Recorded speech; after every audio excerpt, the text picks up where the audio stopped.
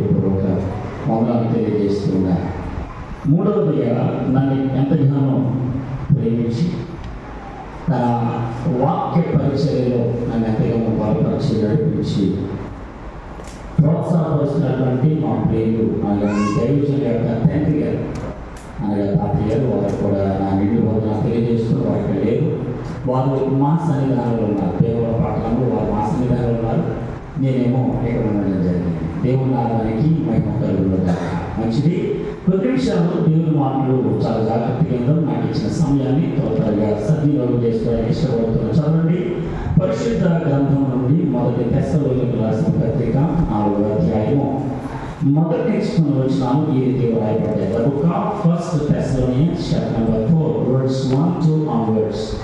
మెట్టుకు సహోదరులారా, మేము ప్రభువైన యేసు ద్వారా మీకు ఇచ్చిన ఆజ్ఞను మీరెరుగుదురు కాగా, మీరెలాగూ నడుచుకునే దేవుని సంతోషపరచవలెనో మా వలన నేర్చుకున్న ప్రకారముగా మీరు నడుచుకొనుచున్నారు.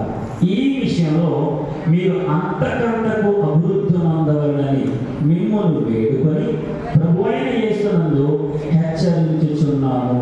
దేవుడి పరిశుద్ధ వాక్యము మన వీడియోలో ఫలింపచేయుగాక. ఆమె చిన్న ప్రార్థన చేసుకుని ప్రార్థిస్తుందా? చిన్న ప్రార్థన.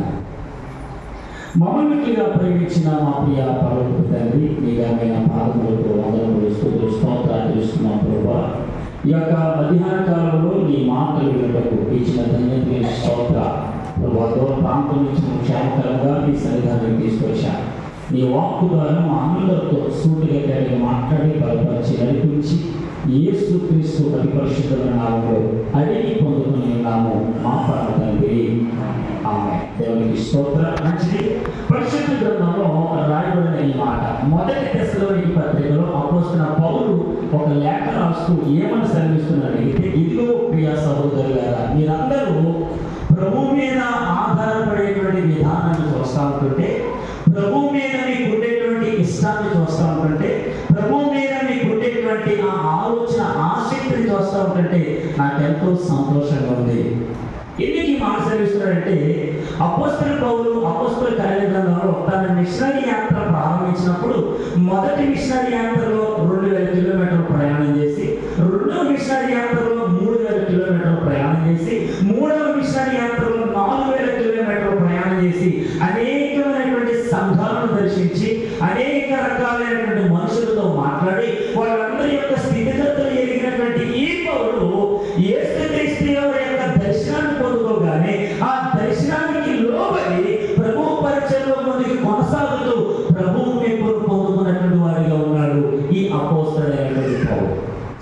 మరి పరిచర్య భాగాల్లో సువార్త పరిచర్యలో అనేక మందిని సందర్శించి వారి యొక్క స్థితిగతులు ఎరిగి యేసుక్రీస్తు మీద ఆనుకోవడం ఏదో, యేసుక్రీస్తు వారిని సంతోషించడం ఎలాగో, వారి యొక్క జీవిత విధానం ఎలా ఉండాలో, వారి భవిష్యత్తు బాగుపడాలంటే, వారి భవిష్యత్తులో మంచిగా ఉండాలంటే, వారి జీవిత విధానంలో ఎదగాలంటే దేవుని మీద ఆధారపడడం ఎలాగో అన్ని విషయాలను నేర్పిస్తూ ముందుకు కొనసాగుతున్నాడు ఈ అపోస్తలుడైనటువంటి పౌలు. మనకు మాట గమనించండి, మనకి ఎవరికైనా ఉపకారం చేశారనుకోండి, మనకి ఆ ఉపకారాన్ని మర్చిపోతామా? ఎన్నడూ మర్చిపోతాం. ఎవరైనా మనకి మేలు చేస్తే ఆ మేలుని బట్టి ఒరే పలానా వాళ్ళు మనకి సహాయపడ్డారు, పలానా విషయంలో మనకి ఎంతో ఉపకారం చేశారు, ఒకనొక సందర్భంలో మన తండ్రి ఇంట్లో ఎంతో ఇబ్బందులు పాల్గొతున్నప్పుడు పలానా ఇంటి వారు వచ్చి సహాయం చేశారా అని ఏదైతే వారు చేస్తే మేము గుర్తు పెట్టుకుంటామో, యేసుక్రీస్తు ప్రభువు మన కొరకు చేసిన త్యాగమును కూడా ఆ రీతిగా గుర్తు పెట్టుకున్న వారుగా మాట్లాడారు. జ్ఞాపకం చేస్తున్నట్టుగా చాలా మంది విశ్వాసులు క్రీస్తుని సంతోషపరచడం మానేస్తున్నారు. క్రీస్తుని సంతోష పెట్టడంలో తమకు వంతు ఏ రీతిగా నేను దేవుని సన్నిధిలో పాల్పొందులు పొందలేని విషయాన్ని మర్చిపోయి అన్యులతో సహవాసం చేసి, అన్యులతో కలిసి, అన్యులతో పాల్పొందులు పొంది వారు ఎక్కడెక్కడికైతే వెళ్తున్నారు వారితో పాటు వీరు కూడా వెళ్ళి అన్యుల యొక్క సహవాసంలో వీరు కూడా తమ పనిని నెరవేర్చే వారిగా క్రైస్తవులు ఎక్కువగా ఉన్నారు. దేవుని నమ్మినటువంటి బిడ్డలు ఎక్కువగా ఉన్నారు. క్రీస్తుని ఎరిగినటువంటి వారు ఎక్కువగా ఉన్నారు. కానీ ఇక్కడ ఒక సంఘం గురించి మాట్లాడుతున్న అపోస్తలుడైన పౌలు తెస్సలోనిక సంఘం గురించి ఒక మాట రాస్తున్నాడు. మీరు ఏ రీతిగా దేవుని సంతోషపరచాలో, క్రీస్తుని సంతోషపరచాలో అది ఏ రీతిగా నేర్చుకున్నారంటే, మా వలన మేము నేర్చుకున్నటువంటి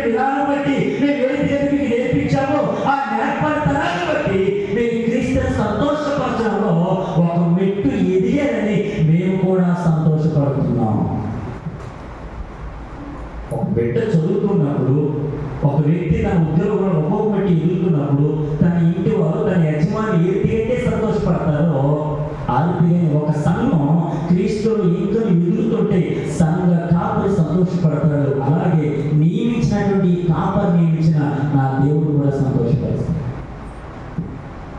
మనం మాట్లాడేమండి, నిన్ను బట్టి నీ భర్తకు సంతోషం ఉందా? నిన్ను బట్టి నీ భార్యకు సంతోషం ఉందా? నీ కడుపును పుట్టినటువంటి పిల్లలు బట్టి నీకు సంతోషం ఉందా?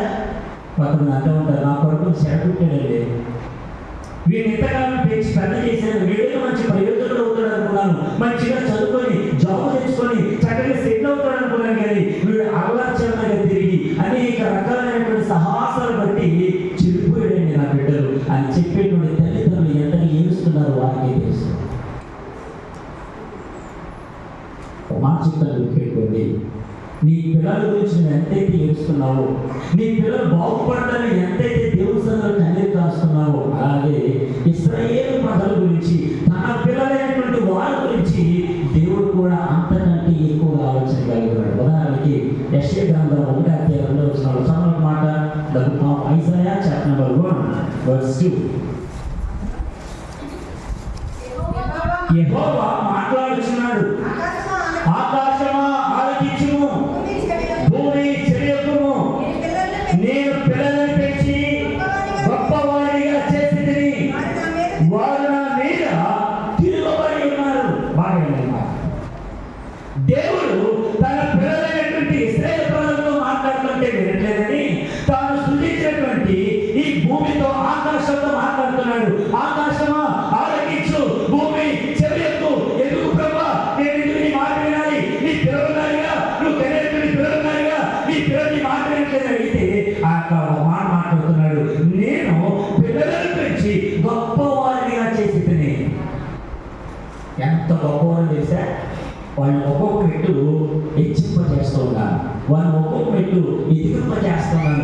ఎంత గొప్పగా చేశారంటే కీర్తన 8వ సంకీర్తన 5వ వచనంలో ఒక మాట మాట్లాడుతున్నారు. చదువు కీర్తనకారుడు ఎంత పెద్దగా చేశాడు వాళ్ళని.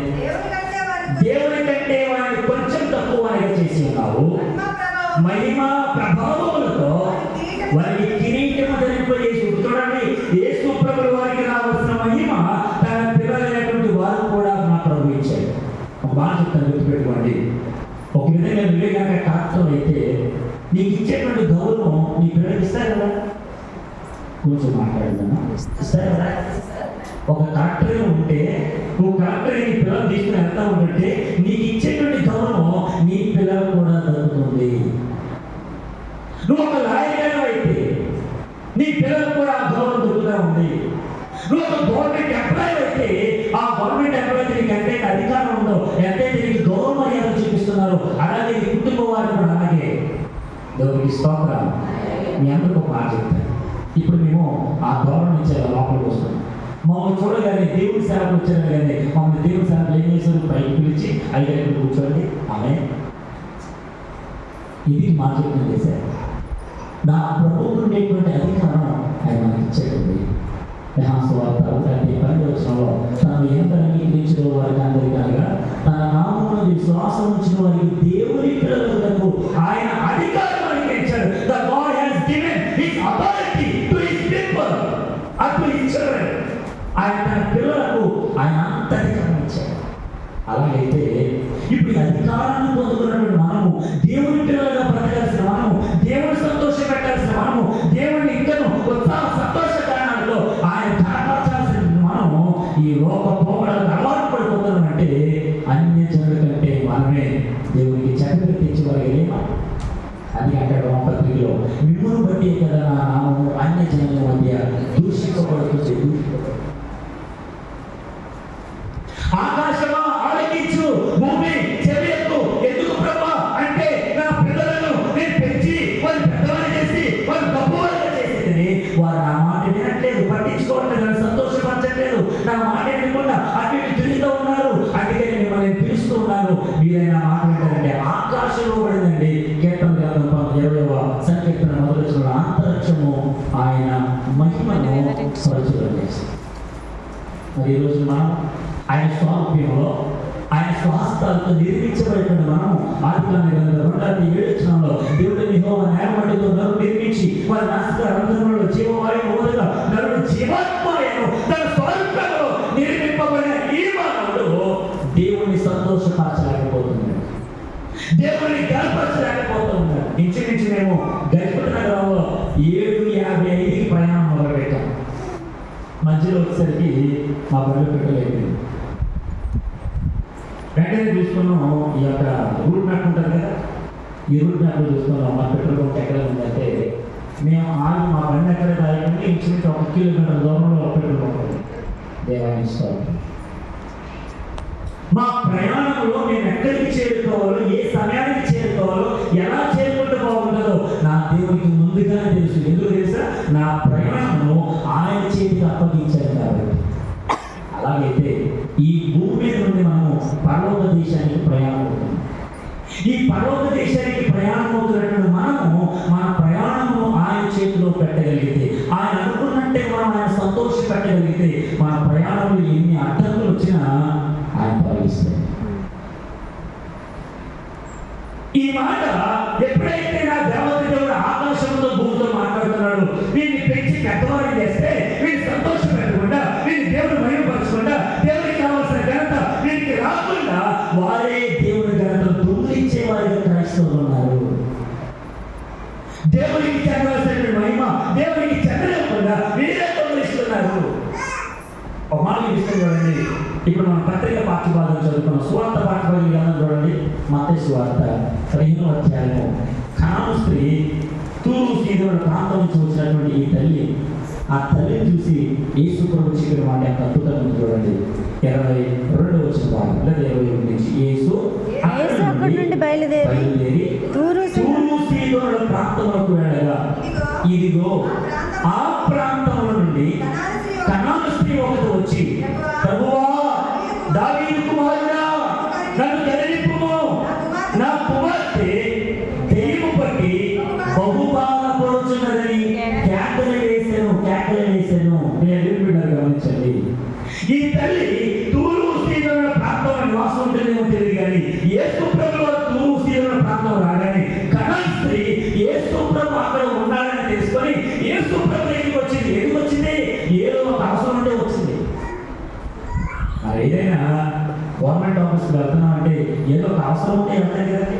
అది పంచాయతీ ఆఫీస్ కానీ సచివాలయం కానీ ఏదో ఒక అవసరం ఉంది. నాకు మాట అడిగానండి, ఇప్పుడు ప్రభు సన్నిధానికి ఏ అవసరంతో వచ్చారు?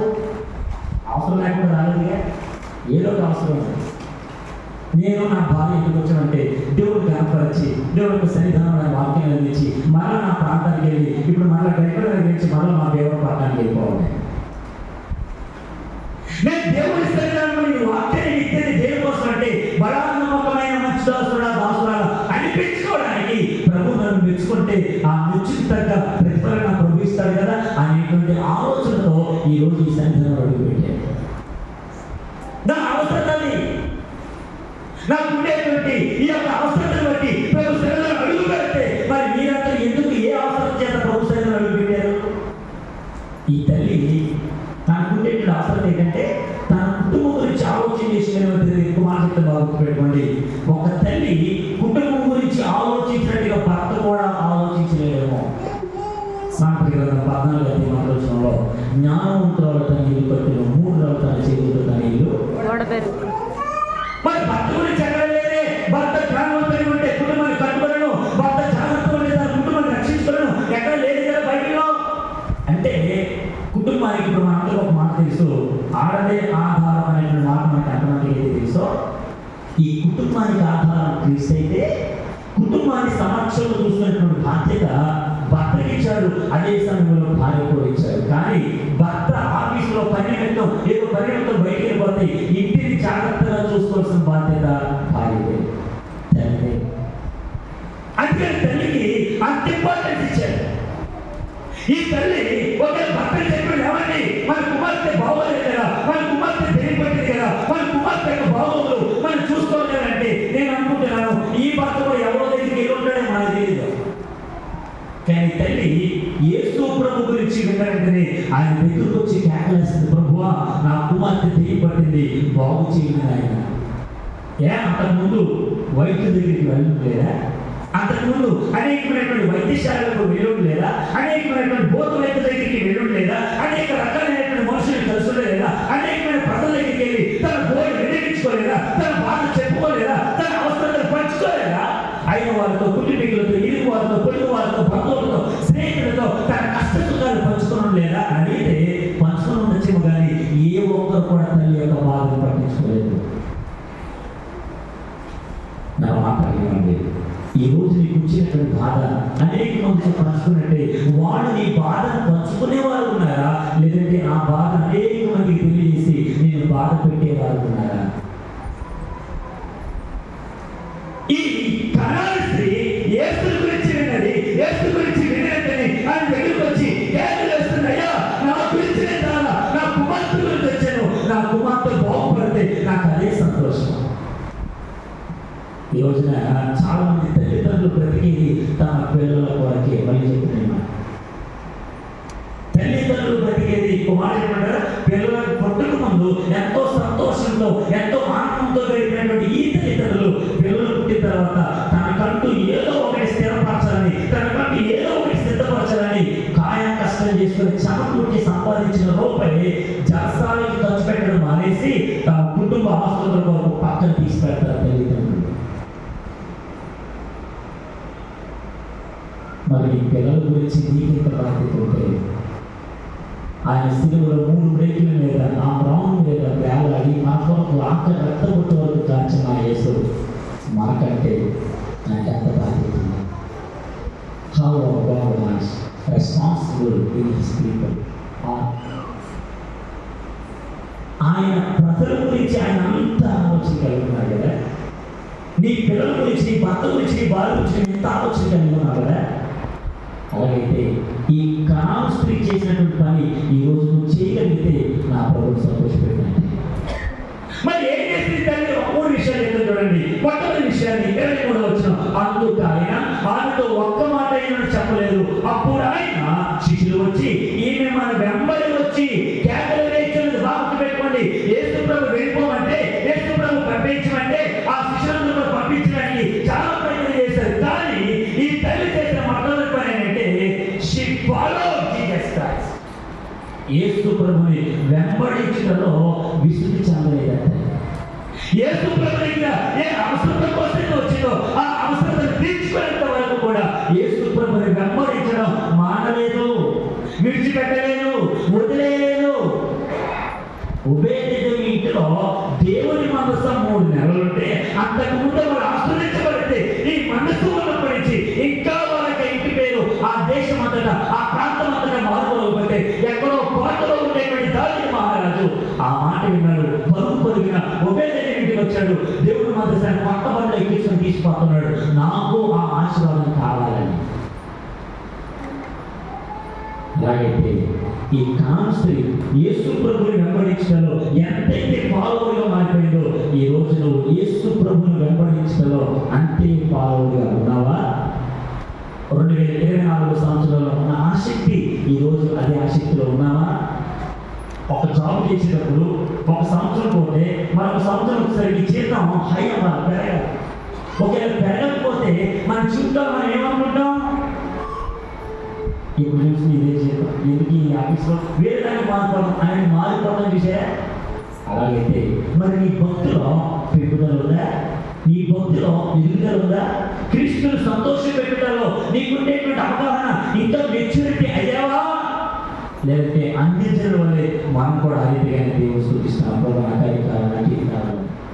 ఒకటి, ఈ కనాను స్త్రీ ఏమో నాకు తెలియదు కానీ ఈమె చేసినటువంటి పని ఏంటంటే యేసు ప్రభువుని వెంబడించడంలో PhD డిగ్రీ చేసిన వాళ్ళు. కానీ మనం అయితే వెళ్దాం ప్రార్థనకి, చూద్దాం. ఇప్పుడు జరిగేది ప్రార్థన కదా. 40 రోజులు ఈ విశ్రాంతి దినాలు, లేదంటే 40 రోజులు పాస్పాలు జరుగుతుంది, అన్నారే ఇప్పుడు జరిగే ప్రార్థన కదా అనేటువంటి నిర్లక్ష్యంలో ఉంటే దేవుని సంతోషపెట్టడంలో, క్రీస్తుని సంతోషపెట్టడంలో మనం ఎక్కడో వెనకాల ఉన్నామేమో. We should think about this. ఒకటి, ఆయన వెంబడించుట మన వెంబడు మానవుడు. దేవుని స్తోత్రం. 2వ మాటలు చదవండి. 24వ వచనం, ఆయన ఇశ్రాయేలు ఇంటి వారే నశించిన గొర్రెల యొద్దకే గాని మరి ఎవరి యొద్దకు నేను పంపబడలేదనో ఆయనను ఆమె వచ్చి ఆయనకు మ్రొక్కి యేసు ప్రభు ఒకటి డాక్టర్ చెప్పిన మాట ఏంటంటే, డిక్లేర్ చేసి చెప్పిన మాట ఏంటమ్మా, నేను నశించినటువంటి గొర్రెల యొద్దకే తప్ప చదవమాట, ఇశ్రాయేలు ఇంటి వారు నశించిన గొర్రెల యొద్దకే కానీ మరి ఎవరి యొద్దకు రాలా. దయచేసి నన్ను ఇబ్బంది పెట్టద్దమ్మా. ఎయిర్పోర్ట్ వ్యక్తి ఒక డాక్టర్ గారి దగ్గరికి వెళ్ళాలంటే ముందుగా మనం సీటు కోయించుకోవాలి. అంతేనంటే ఒక డాక్టర్ గారిని పరామర్శించాలంటే మనకున్న రోగం ఆయనతో చెప్పాలంటే వెంటనే మనం ఏం చేయాలి, ఉదయాన్నే సీట్ కోయించుకోవాలి. ఆ సీట్ కోయించుకుంటే ఎప్పుడు మన టైం వస్తుంది, ఆ టైం ప్రకారం మనం వెళ్ళాలి. అప్పుడు వాళ్ళకి రోగం తగ్గుతుందా, నేను డాక్టర్ గారి దగ్గర సీట్ రాయించుకున్నాను అప్పుడు ఈ రోగం తగ్గిపోతుంది పర్లేదు అని అనుకుంటామా?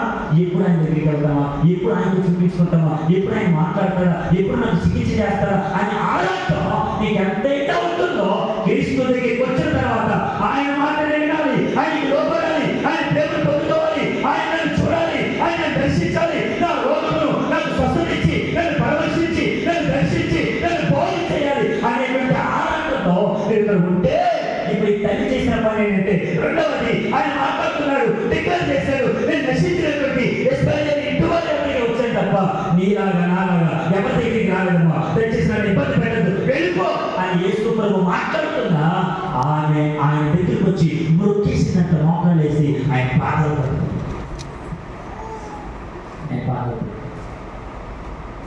మనకెంతో అవసరం అయితే కానీ సాష్టాంగ నమస్కారం చేయి మానవుడికి.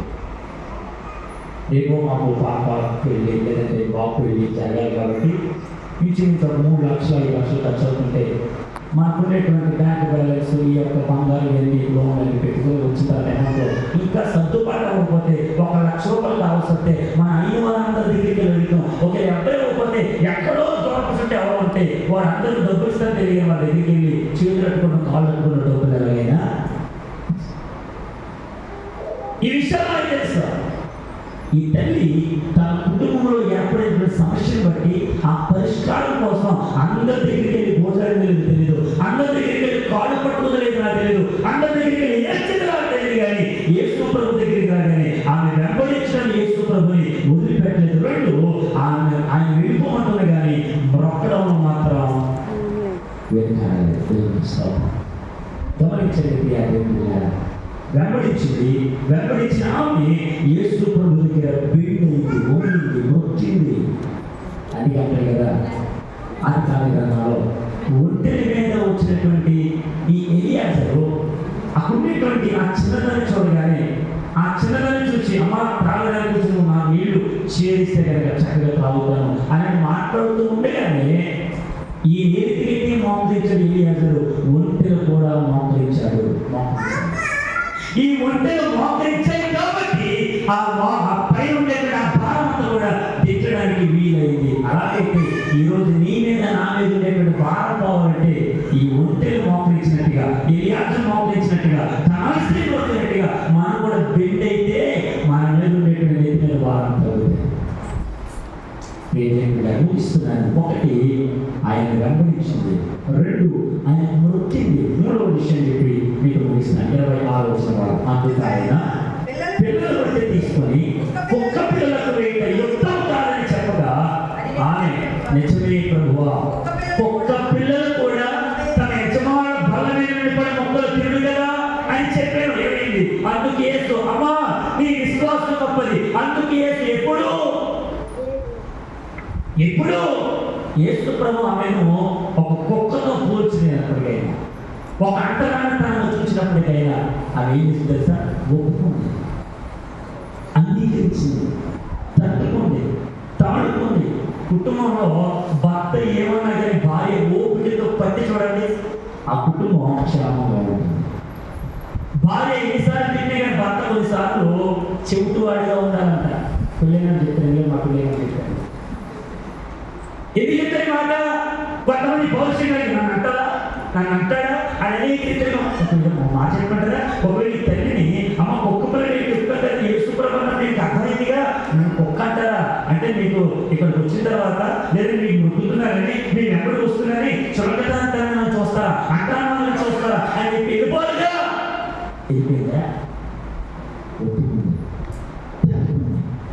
పాల్గొంది. యేసు ప్రభు అంటుంది, అయ్యా ఒక్కరు అంటారు, అయినా పర్లేదు ఒక మాట చెప్తున్నారు. ఏంటి తెలుసా? బల్ల మీద పడేటువంటి రొట్టు ముక్కలను కుక్క పిల్లలు తింటారు కదయ్యా, ఆ రొట్టు ముక్కలు ఆ మొక్కైనా నువ్వు నాకు పూర్తిగా పెట్టద్దు, పూర్తిగా ఇవ్వాల్సిన అవసరం లేదు. ఆ బల్ల మీద పడేటువంటి ఆ పిల్లలు తినేటప్పుడు పరిపాలన చూసారా, ఆ ముక్కలు చాలు. ఆ విశ్వాసంతో యేసు ప్రభు దగ్గర మొదలుపెట్టింది. అప్పుడు యేసు ప్రభు మాట్లాడతారు. అందుకు యేసు, అమ్మా నీ విశ్వాసం ఎంత గొప్పదో తెలుసా? ఇశ్రాయేలు వారి కంటే అమ్మ నీ విశ్వాసం అంటే అన్ని రాలైనా కానీ అన్ని రూతు అందురాలే. రూతు మోయాబు దేశంలో అన్నిరాలే.